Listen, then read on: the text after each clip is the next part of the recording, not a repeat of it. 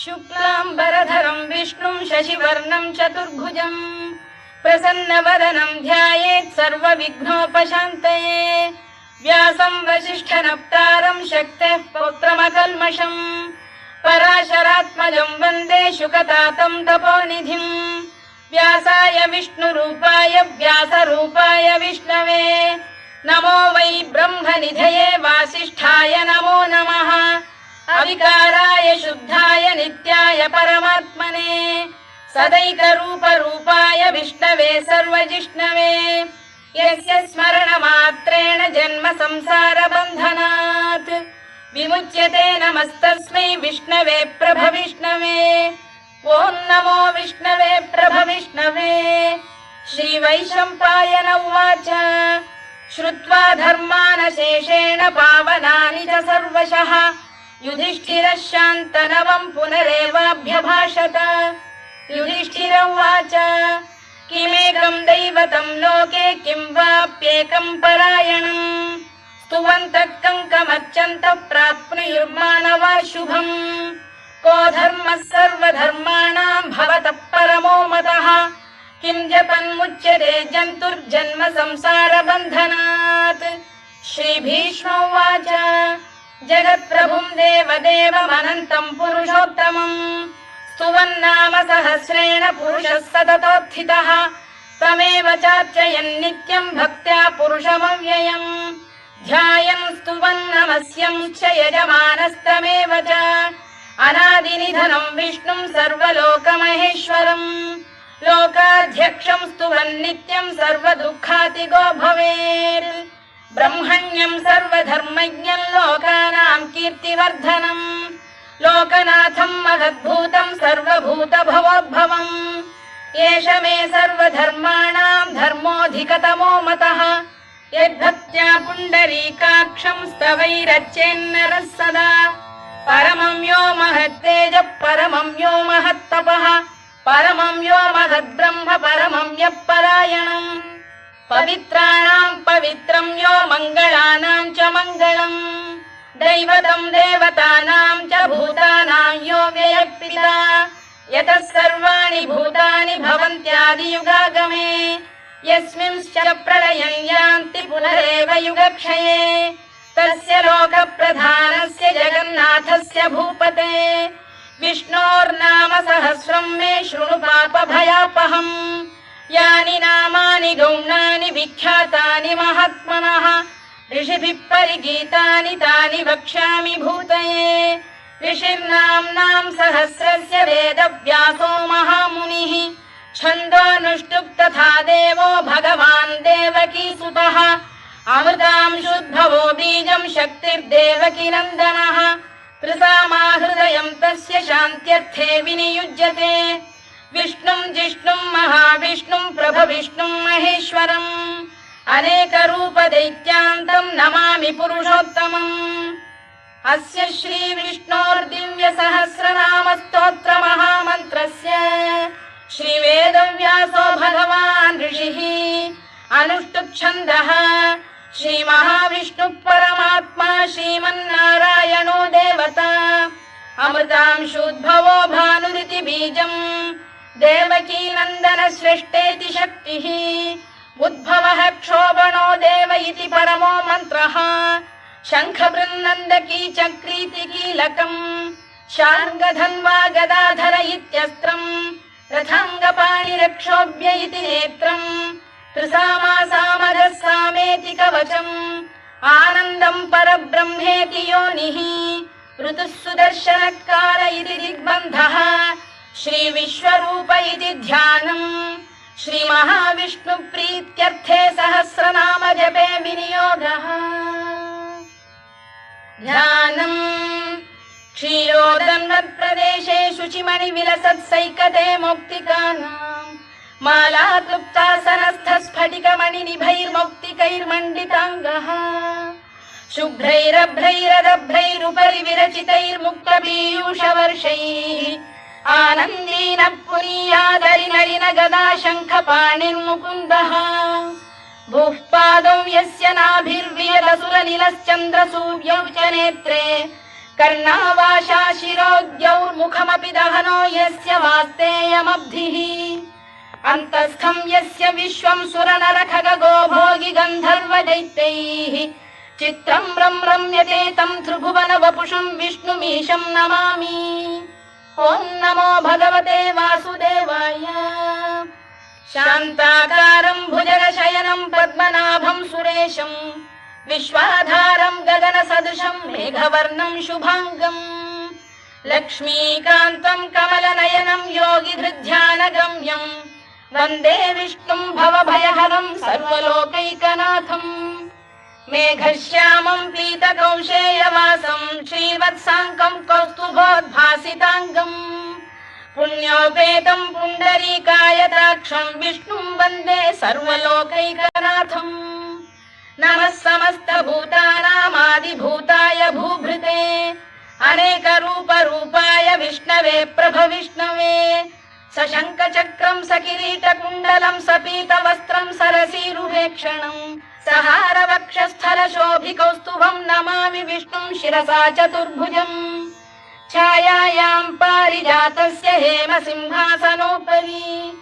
आसीनमम्बुदश्याममायताक्षमलङ्कृतम्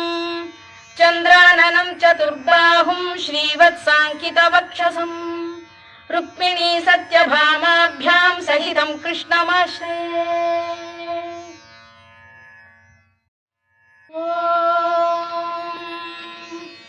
विश्वं विष्णुर्वषत्कारो भूतभव्य भवत्प्रभुः भूतभृद्भावो भूतात्मा भूतभावनः भूतात्मा परमात्मा च मुक्तानां परमागतिः अव्ययः पुरुषः साक्षी क्षेत्रज्ञोऽक्षर एव च योगो योगविदां नेता प्रधानपुरुषेश्वरः नारसिंहवपुः श्रीमान् केशवः पुरुषोत्तमः सर्वः शर्वः शिवस्थाणुर्भूतादिर्निधिरव्ययः सम्भवो भावनो भर्ता प्रभवः प्रभुरीश्वरः स्वयंभूः शम्भुरादित्यः पुष्कराक्षो महास्वनः अनादिनिधनो धाता विधाता धातुरुत्तमः अप्रमेयो ऋषिकेशः पद्मनाभोऽमरप्रभुः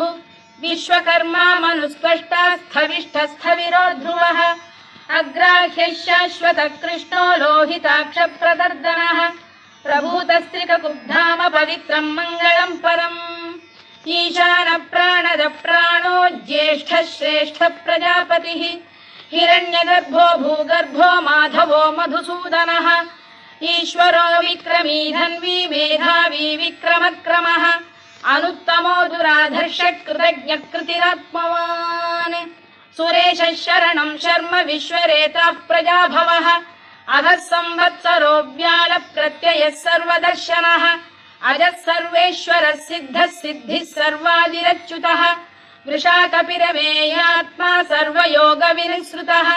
वसुर्वसुमनः सत्यः समात्मा संमितः समः अमोघः पुण्डरीकाक्षो वृषकर्मा वृषाकृतिः रुद्रो बहुशिरा बभ्रुर्विश्वयोनिश्रुतिश्रवाः अमृतः शाश्वतस्थाणुर्वरारोहो महातपाः सर्वगः सर्वविद्भानुर्विश्वक्सेनो जनार्दनः वेदो वेदविदव्यङ्गो वेदाङ्गो वेदवित्कविः लोकाध्यक्षः सुराध्यक्षो धर्माध्यक्षः कृताकृतः चतुरात्मा चतुर्व्यूहश्चतुर्दंष्टश्चतुर्भुजः भ्राजिष्णुर्भोजनं भोक्ता सहिष्णुर्जगदादिजः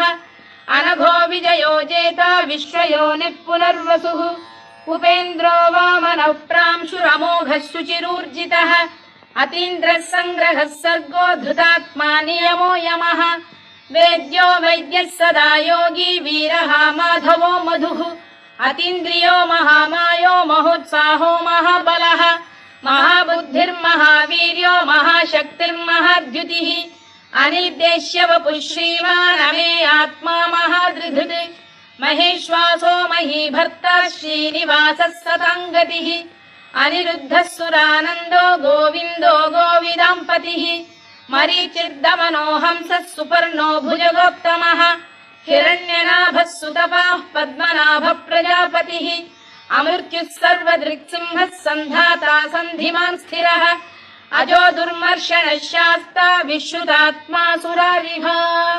गुरुर्गुरुतमो धाम सत्यः सत्यपराक्रमः निमिषो निमिषस्रग्वी वाचस्पतिरुदारधीः अग्रणीर्ग्रामणी श्रीमान् न्यायो नेता समीरणः सहस्रमूर्धा विश्वात्मा सहस्राक्षः सहस्रपात् आवर्तनो निवृत्तात्मा संवृतः सम्प्रमर्दनः अधः संवर्तको वह्निरनिरो धरणीधरः सुप्रसाद प्रसन्नात्मा विश्वधृक् विश्वभुग्विभुः सत्कर्ता सत्कृतः साधुर्जह्नुर्नारायणो नरः असंख्येयो प्रमेयात्मा विशिष्टः शिष्टकृच्छुचिः सिद्धार्थः सिद्धसङ्कल्पः सिद्धिदः सिद्धिसाधनः वृषाही वृषभो विष्णुर्वृषपर्वा वृषोदरः वर्धनो वर्धमानश्च विविक्तः श्रुतिसागरः सुभुजो दुर्धरो वाग्मी महेन्द्रो वसुदो वसुः नैकरूपो बृहद्रूपः शिपिविष्टप्रकाशनः ओजस्तेजोद्युदिधर प्रकाशात्मा प्रतापनः ऋद्धस्पष्टाक्षरो मन्त्रश्चन्द्रांशुर्भास्करद्युतिः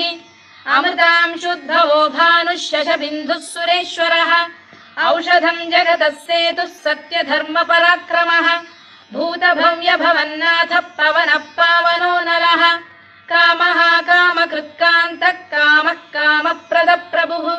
युगादिकृद्युगावर्तो नैकमायो महाशनः अदृश्यो व्यक्तरूपश्च सहस्रजिदनन्तजित्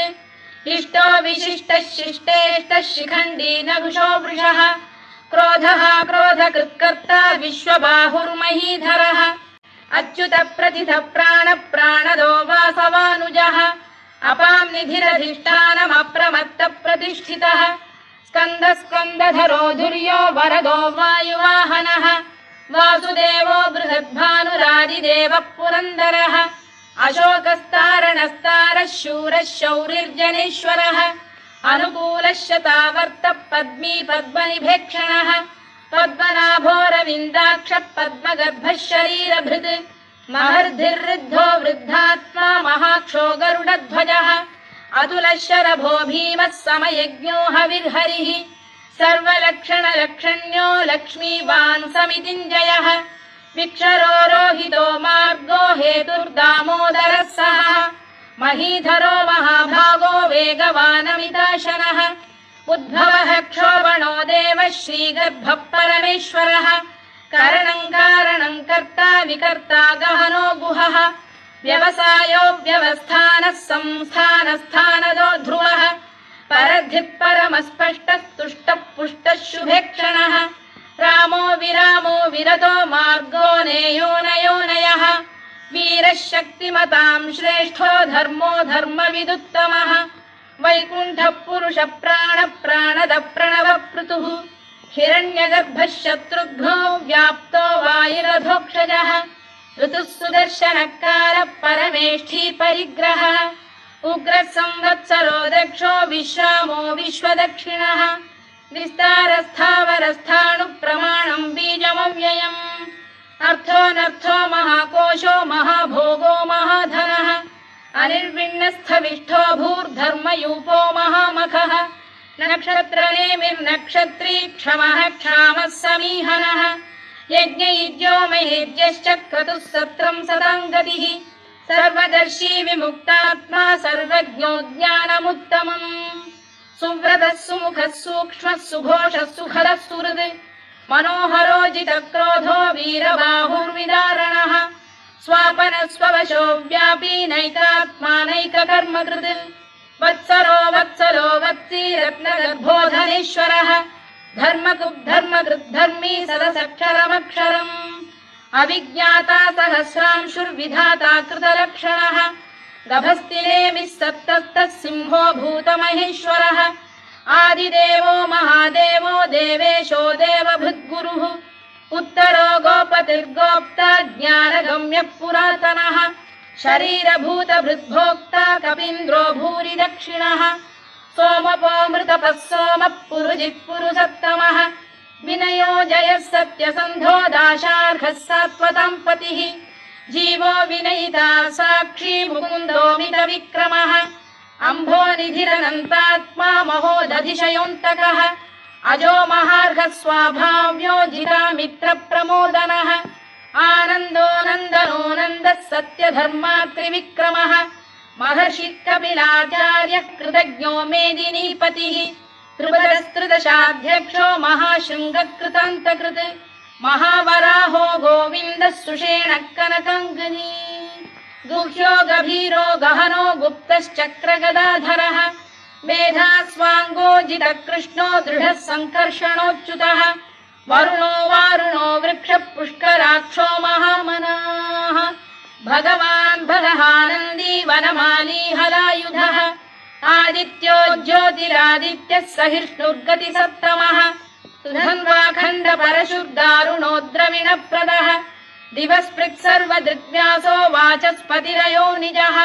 त्रिसामासामगः साम निर्वाणम् भेषजम् भिषज सन्न्यासकृच्छमः शान्तो निष्ठा शान्तिः परायणम् शुभाङ्गः शान्तिदः स्रष्टा कुमुदः कुवलेशयः गोहितो गोपतिर्गोप्ता वृषभाक्षो वृषप्रियः अनिवर्ती निवृत्तात्मा संक्षेप्ताक्षेमकृच्छिवः श्रीवत्सवक्षः श्रीवासः श्रीपतिः श्रीमताम्बरः श्रीधः श्रीशः श्रीनिवासः श्रीनिधिः श्रीविभावनः श्रीधर श्रीकर श्रेयः श्रीमान् लोकत्रयाश्रयः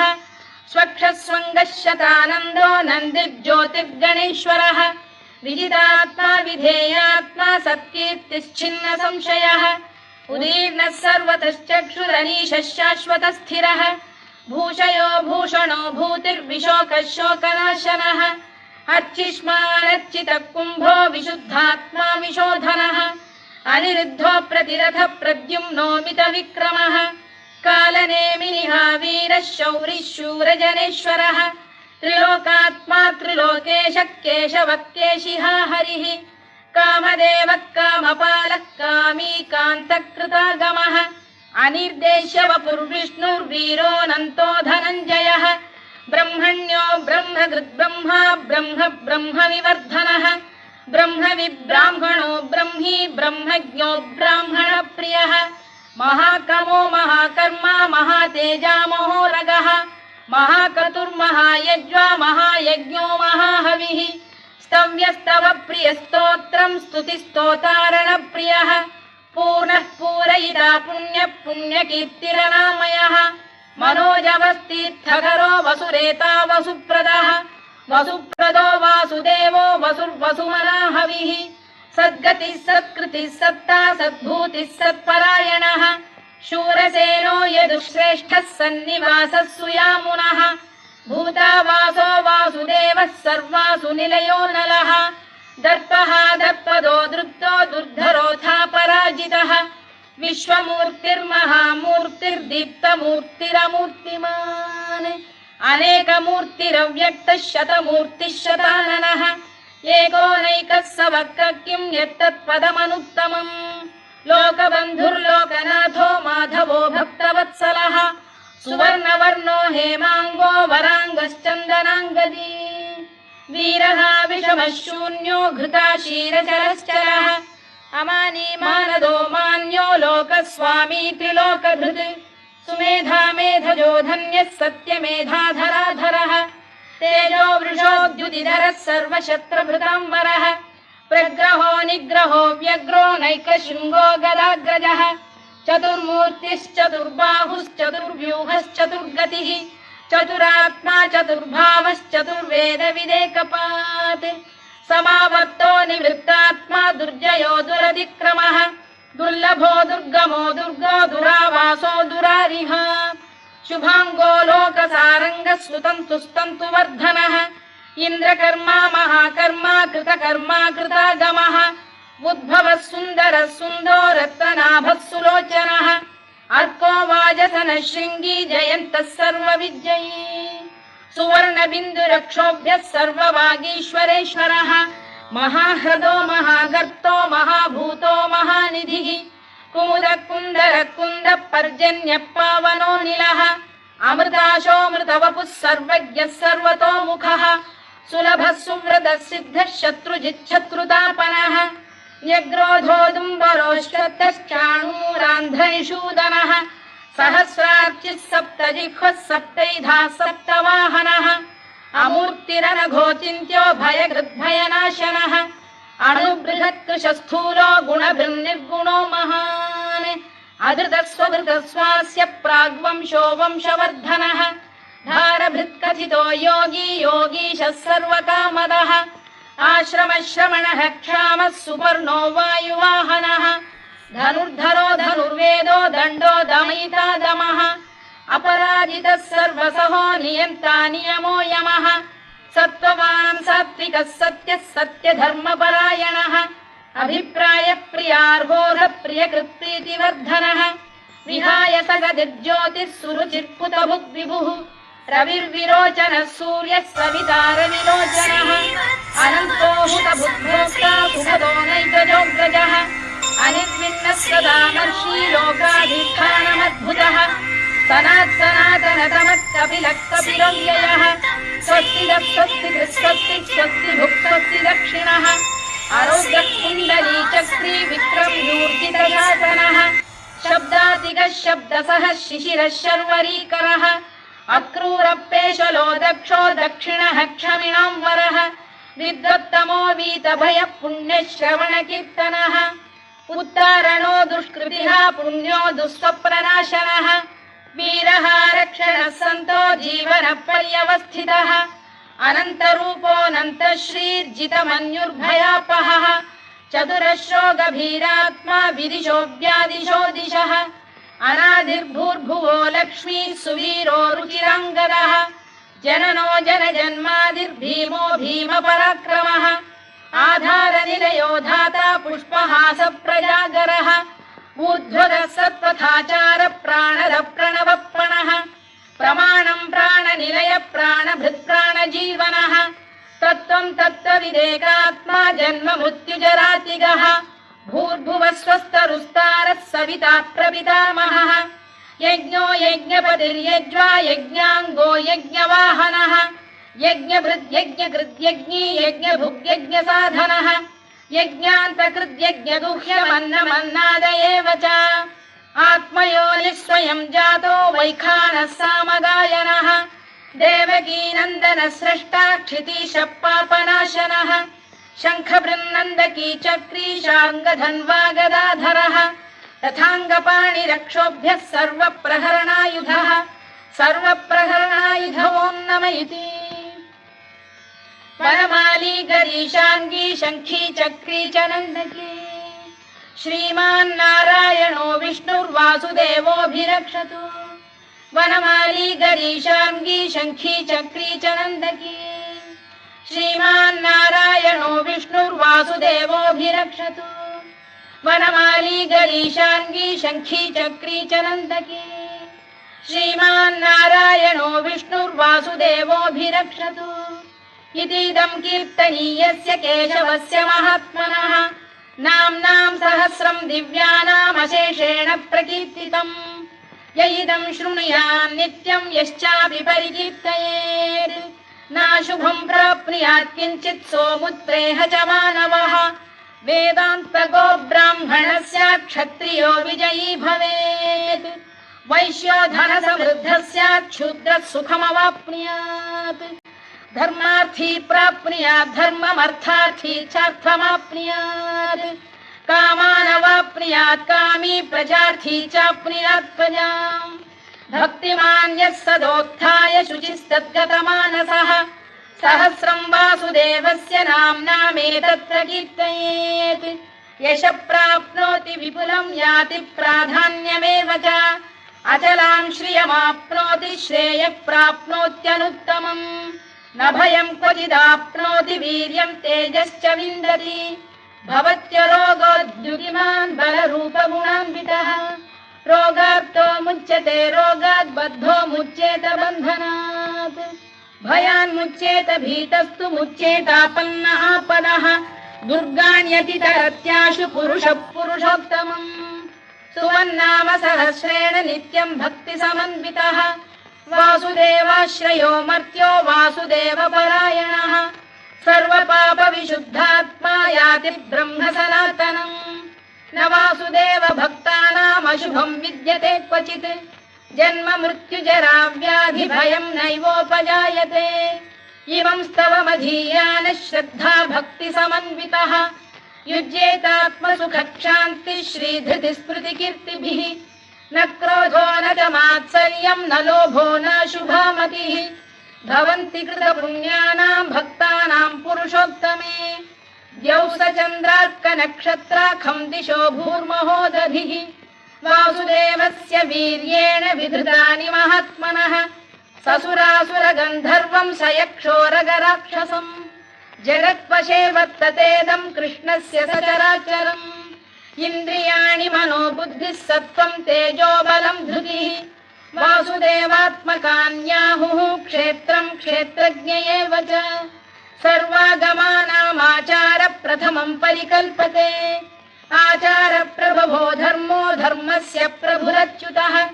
ऋषयः पितरो देवा महाभूतानि धातवः जङ्गमा जङ्गमम् चेदम् जगन्नारायणोद्भवम् योगो ज्ञानम् तथा साङ्ख्यम् विद्या शिल्पादिकर्म च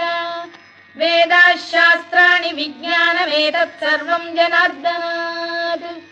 एको विष्णुर्महद्भूतम् पृथग्भूतान्यनेकशः